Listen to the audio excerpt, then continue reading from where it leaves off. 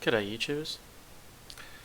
Well, it's been a little bit of a break since I made another video, but it hasn't all been in vain. No, these have not been idle hands. I've been working on an old script of mine, which I unfortunately deleted. Well, maybe misplaced. But it was called Manual Uninstaller, and it's just here. And I'm going to demonstrate what it does. If you ever found, you might have a program basically that you've installed from source code and it does not have an uninstaller in the make file. Now, sure, you could probably update the make file and make sure that it how shall we say, uninstalls cleanly. I mean, you could do that if you wanted to, but don't you probably want something that's going to do this in a generic way, so that no matter what file you download and then finally installs, you can download some tar.bz2 like I've got here. I've got IRSSI, which I've just tested for an install, but we'll get to that in a moment. But don't you want some generic way to do it? So that's what I've created. I've tried to make a Bourne Shell, that's not Bourne Again Shell, a Bourne Shell compatible script that will do that, and I'm going to demonstrate now. So let's take a look. I'm going to install IRSSI to the IRSSI directory. So let's cd IRSSI. Right. Now I've done all the commands before, but we'll just we will do them again. Okay. So I'm just going to pretend that I haven't done it yet. Let's do it. Configure. Blah. Okay. Nice. And then I'm going to do the make bit. Okay.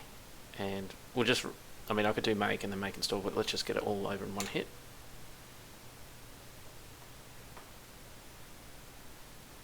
Okay, fine. So what we'll do is we'll go into, and you'll see that the directory structure has been laid out. So we're going to bin.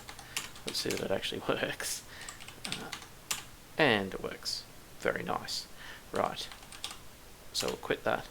Okay, now you see here we have a directory structure. Now let's just say that was in /usr, or it was in /usr/local. You're likely to have a whole bunch of files under this directory structure that you do not want to touch.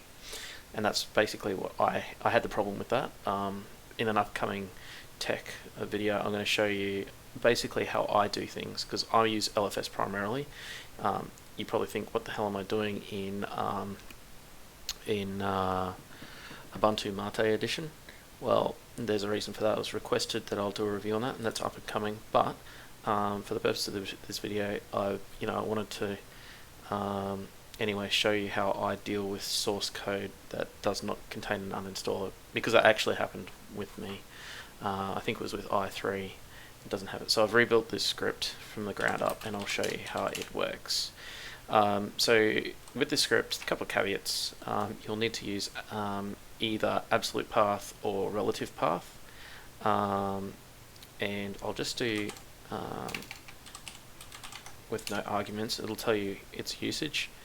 So this will query the source files directory and the actual install directory, and you can do a test run.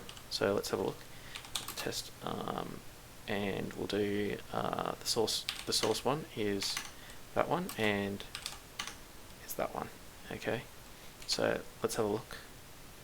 And that's not really helpful at the moment. I am probably going to do a match counter, but at the moment it tells you the number of files uninstalled just here. Now we'll go ahead and actually uninstall it. Okay. It's doing MD5 summing as well, so you can actually check that for yourself and see that it's MD5.